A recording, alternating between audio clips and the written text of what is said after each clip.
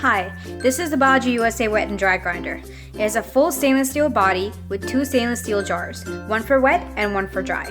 It has 200 volts of power and is available in 120 or 240 volts. This powerful and compact machine has sharp blades to grind both of your wet and dry needs. This is the dry grinding process. This is the dual blade for the dry grinding. I've added cumin seeds, also known as jira, into the dual blade jar right here. And all I'm going to do is basically secure the lid right here, align it, and then just press on it. It's a pulsating machine, so you just have to keep pressing until you get your desired results. Pulsing until you get your desired consistency.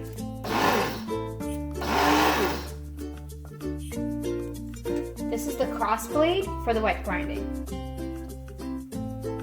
I've added ginger, garlic, and green chilies into the cross blade jar. I'm going to secure the lid and do pulse motion.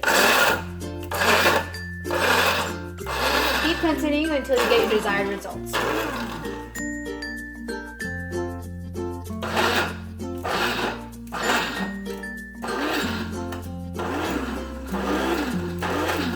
Here are the final results.